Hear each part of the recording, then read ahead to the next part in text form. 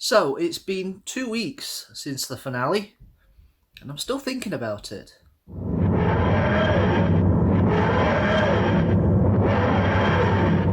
This is a second impression video, but a different second impression from what I did last time round. This is talking about the canon that now has been created off the back of the Timeless Children. The whole history of the Doctor has been changed through one episode. And I just want to go through a couple of things and to basically give my argument about why it doesn't really make a difference in the scheme of things and why it hasn't upset me. It hasn't completely knocked my headcanon out the way where I can't think anymore. I think Doctor Who's dead or the whole thing's been destroyed.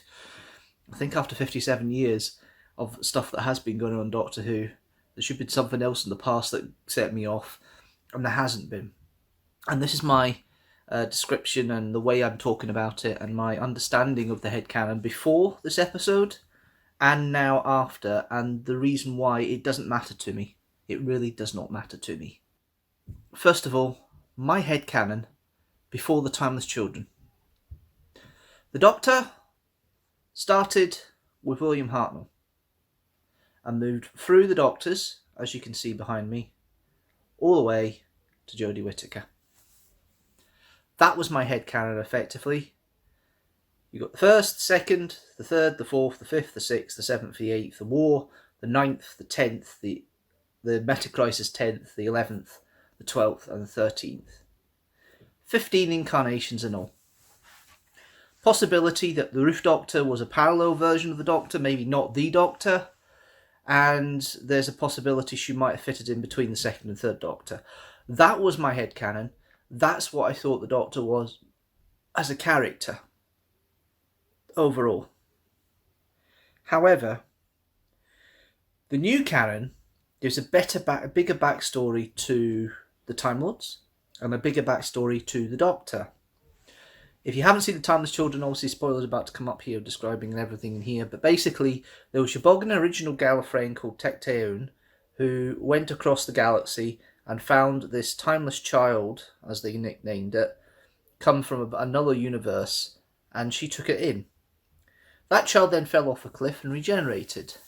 And after 6 or 7 more regenerations from the Timeless Child, Tecteun managed to find the genetic code to splice it into hers, and Tecteun regenerated. From that, Time Lord Society was created, and Tecteun effectively created a genetic marker in the Gallifreyans, who then became Time Lords, which means they have 13 incarnations, 12 regenerations, and that's the limit that's been set. The Timeless Child happens to be the Doctor, which indicates that the Doctor's had multiple lives before Hartnell and potentially will have multiple lives afterwards. And people have been going spare about this online on the basis that they think it completely wrecks the whole canon of Doctor Who. My argument to that is it doesn't. And the reason it doesn't is because since the very beginning of the series, there's always been retconning going on about the Doctor, the Time Lords, and what is possible and what is not. And actually, what has been put forward actually ties in a lot of these things into it and makes it a little bit neater for the canon history. This video isn't so much about my thinking about I don't like it or whatever. I accept it. Every change the Doctor Who's had, including the regeneration into Jodie Whittaker that had such uproar 2 and a bit years ago, I accept. I accept as part of the character. Doctor Who's always part of change and developing and growing and looking into it. And the reason I understand it is because I have seen every episode I can of the series.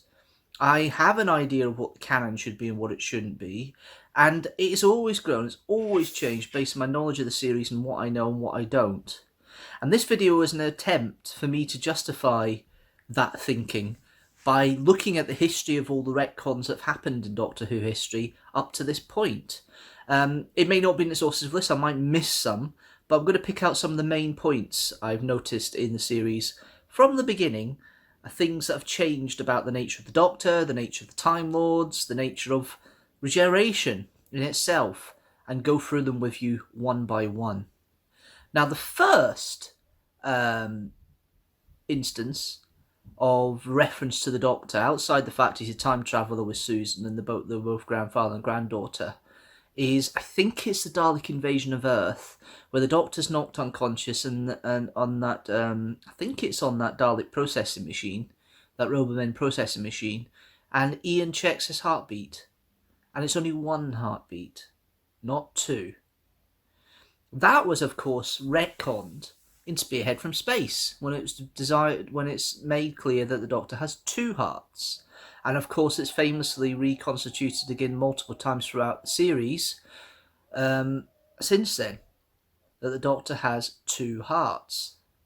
The second is, of course, regeneration itself. When it first came about with William Hartnell into the second Doctor, Patrick Troughton, it was called a renewal. It wasn't called a regeneration. It was established by the War Games. It's a natural process of the Time Lords that they change appearance. But it wasn't called regeneration until Planet of the Spiders, the last John Pertwee story. That's when it officially got its name of regeneration. The process of regeneration and the history of the Time Lords themselves was still a mystery in regards to the limits of it until midway through the Fourth Doctor's era. But before that, the War Games, the last story of Patrick Troughton's era, established the Time Lords as the Doctor's race, but also established through a line that the Doctor says, where we can virtually live forever, barring accidents, inferring that regenerations were limitless at that point. You then got, of course, the Brain of Morbius, which is the next big thing, really. No, take that back. The Time Warrior mentions Gallifrey for the first time, the Doctor's home planet, and then the Brain of Morbius indicates Khan is part of the same system as the Time Lords, as Gallifrey, and even potentially indicates that the sisterhood of Khan is effectively a former Shibogan, or original native Gallifreyans that have put themselves away. They know about Time Lord science, they know a lot about the Time Lords' physiology and how to heal them and things like that. Brain of Morbius establishes it. It comes up in Night of the Doctor, and also later on in the Witch's Familiar and The Magician's Apprentice. I think I've got that the wrong way around, but those stories, it indicates that part as well. The hybrid story stems from the Khan, Sisterhood of Khan rumours. So the Brain of Morbius has obviously got the big thing that everybody's been talking about these different faces that come when Doctor's doing the mind battle with Morbius. I was always, until The Timeless Children, under the impression that it was a battle of the minds. They're going back through the minds and the regenerations of each of the Doctors. So you got the Doctors going backwards through to William Hartnell, and then you get these 8 other faces. I always assumed they were the Morbius Doctors. And the reason, or the Morbius incarnations rather. And the reason I always thought that is because of the fact that they went backwards, and after they got to the end of that run of the 8 featured figures we saw, which in fact were just production crew members of Doctor Who, including Robert Holmes and Philip Hinchcliffe at the time, the machine blows up and Morbius loses. So the assumption by me, quite logistically, is that those incarnations you saw were Morbius's. Now, the Timeless Children kind of puts it into the fact they may be the Doctor's incarnations. If that's true, then okay, fair enough. I still think they're more likely to be Morbius ones, and maybe it's just been put in there as part of the memories. But it could be a trick. It could be Doctor incarnations. I'll accept it as the case if it is, but I always have believed up to that point it was Morbius's incarnations. Then we have of course, Deadly Assassin, which establishes the Doctor, or Time Lord, has 12 regenerations, so 13 lives in total. And that rule stuck. And let's be fair, I don't think they thought they would ever get to the stage where the Doctor would run out of those regenerations during the series. They thought it would last long enough. Maybe they thought it lasted 50 years, and of course it did. But, you know, that sort of thing at that point, it kept in the canon and kept it going. There were other elements after that in the classic series that indicate that the regeneration cycle, the genetics of a Time Lord were important, were genetically engineered more than anything else. Rassilon with his supposed immortality, which you referenced in the Five Doctors. You've got the Watcher, who's effectively a future self of the Fifth Doctor, that sort of timey-wimey sort of stuff. You've got the Valeyard in the Trial of a Time Lord, who's a distillation of all the evil between the Doctor's 12th and final incarnation, inferring, of course, the 12th and 13th incarnations at this point. Now we know, obviously, we've been able to effectively push back the Valeyard with this new information, of course. And actually, it's quite plausible the Valeyard could have been a distillation of that, between that, because Tennant's Doctor, which of course created the Metacrisis Doctor, and that was the 11th and 12th incarnation, and he got rather dark near the end. And then you got Matt Smith Doctor, who had elements of darkness in it, especially with the Good Man Goes to War and the River Song arc in Series 6. Very dark Doctor in that respect, which I've always enjoyed. There is one other element in the classic series that comes to mind, and that is the deleted scene for a comment the 7th Doctor makes and remembers the Daleks. I am far more than just another Time Lord.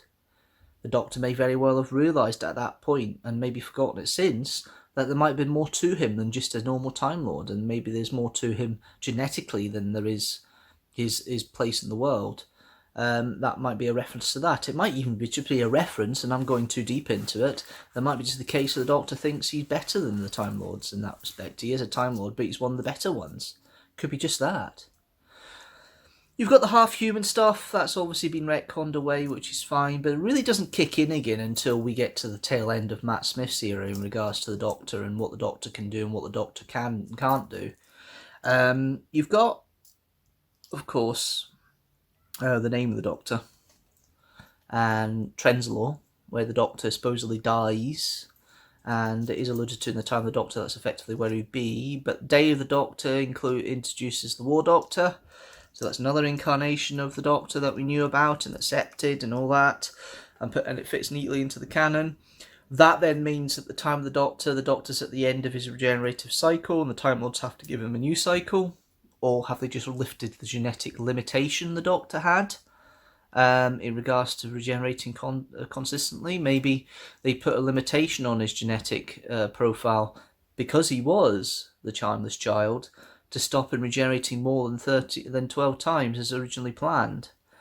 Then you've got the hybrid arc that happens in Series 9, which people thought it was the Daleks and Time Lords, and then thought it was the Doctor, and then people thought it was the Doctor and Clara, and all that hybrid sort of nonsense. It's an interesting theory, but this kind of Timeless Children idea of the Timeless Child kind of brings that into vogue and actually makes it a possibility the Doctor was always the hybrid, and that was correct, and it is quite neatly put in. And then of course you've got the episode itself, the Timeless Child, and the whole history of that, and this is why it doesn't faze me, because at the end of the day, Doctor Who has always had some sort of retcon at some point about the history of the Time Lords or the history of the Doctor.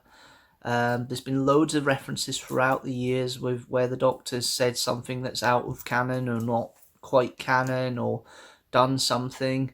You've got the Roof Doctor in there, which obviously is an interesting thing. I thought initially it was a parallel universe one, but it now makes it plausible that this Doctor is actually possibly a Doctor within the run of Hartnell through to Whittaker, and maybe what we call the Devious, the 6B type Doctor, where it's another incarnation after the second Doctor, because we never actually see the second Doctor regenerate into the third.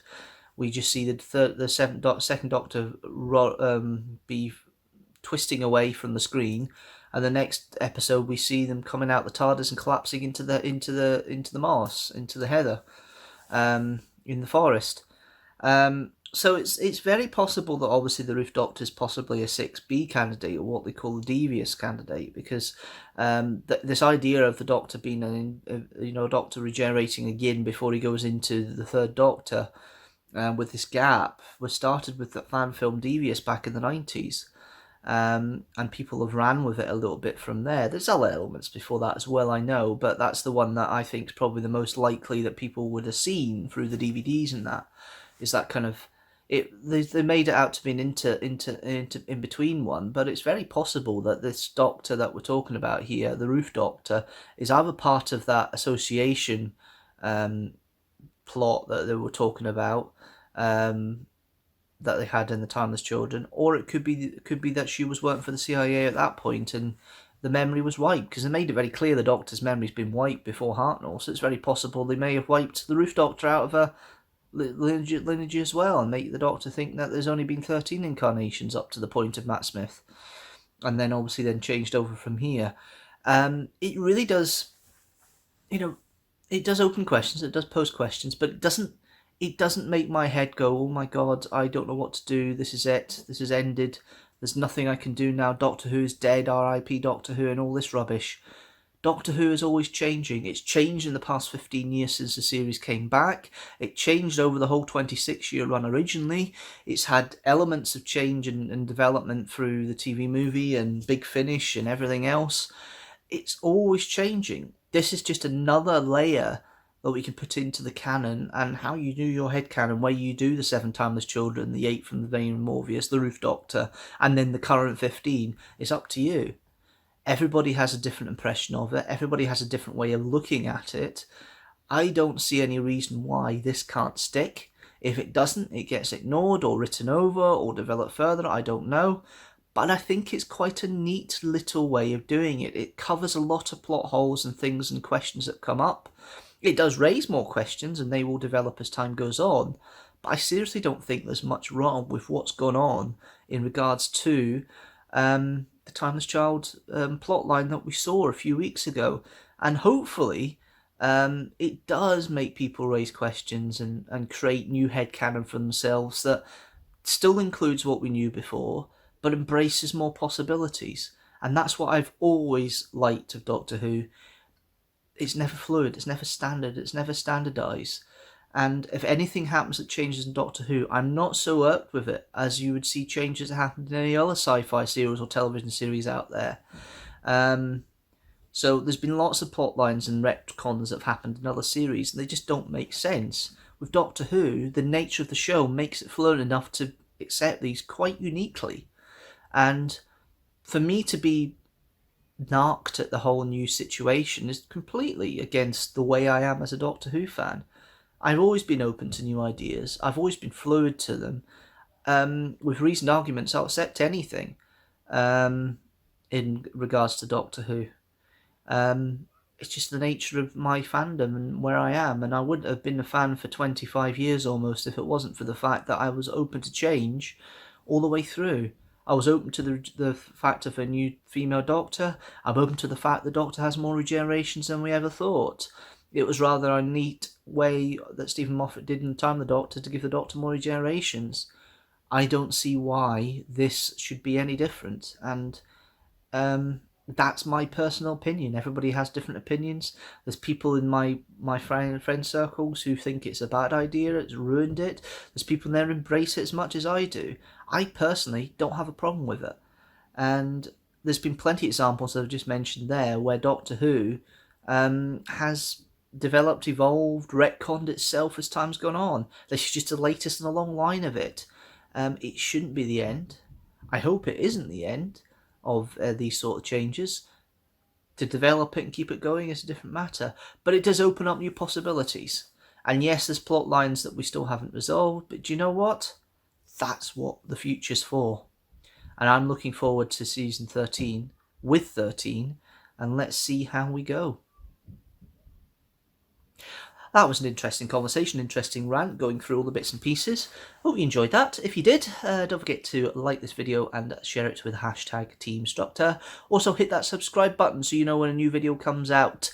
And hit the notifications bell as well so you do know when a new video comes out. General rule, a new video every Sunday at 4 PM GMT. UTC plus 0. Last time I was saying 4 PM GMT, it's actually at 4 o'clock for me until October now. It's interesting how that's going to work. But yes, that's it for now. Thanks guys for watching as always.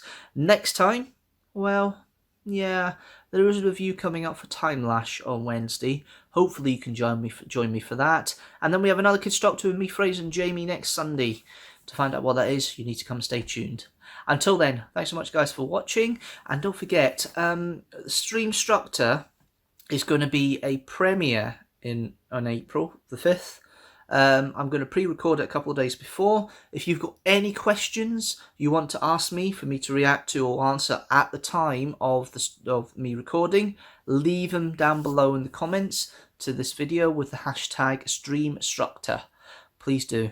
And I will pick them up for questions. And you do that in any of the videos that release over this month. Hashtag Deanstructor. Put that down below. Let me know your questions and I'll answer the best I can in the live stream or pre-recorded live stream that goes out as a premiere on the 5th of April. Times to be confirmed. But until next time, thanks guys for watching as always, and I'll see you later.